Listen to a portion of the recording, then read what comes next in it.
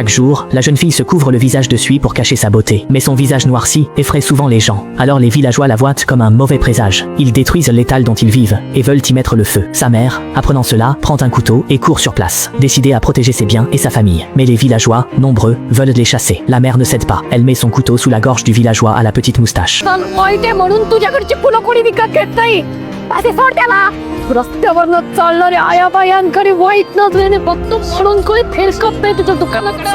Impuissante face aux nombres, elle a été attrapée par des vieilles femmes du village. Elle a vu son étal brûler et son petit frère, venu aider, a aussi été frappé. La fille à la peau foncée est alors arrivée, suppliant d'épargner sa famille. Le petit moustachu, la voyant, a jeté de la chaux sur son visage.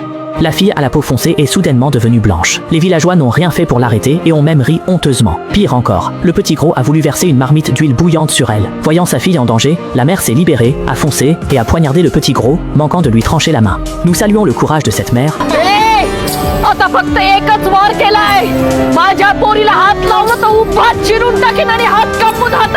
Voyant cette mère redoutable, les villageois n'ont même pas osé souffler mot. La mère a ramené ses deux enfants sains et saufs à la maison. Essuyant la chaux du visage de sa fille, elle n'a cessé de s'excuser. Et tout ce qu'ils endurent aujourd'hui, ils le doivent au père de Jaime. Parce qu'elle est jolie, son père la voit comme un moyen de gagner de l'argent, voulant même la vendre à un parvenu laid et petit.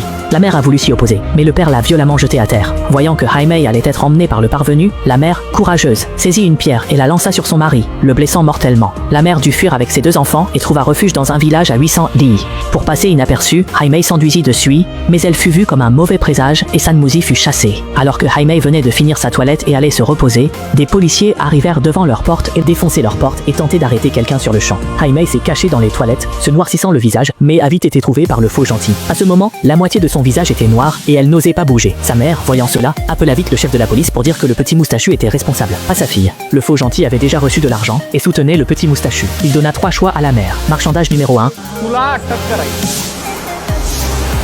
मार्ग नंबर 2 तुला अटक नाही करायची आणि मार्ग नंबर 3 तुला करायची नाही अटक तर भागोवी लागल पैशाची सटक.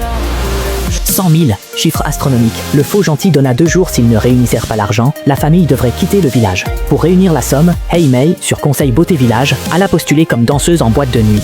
Mais tout cela n'était qu'un piège tendu par le faux gentil, dont le but était de les chasser du village. Heimei, en tenue de danse, arriva à la boîte de nuit et, sous le regard de vieux pervers, ondula son corps. Les vieux jetèrent de l'argent en la voyant, tandis que le faux gentil filmait la scène à côté.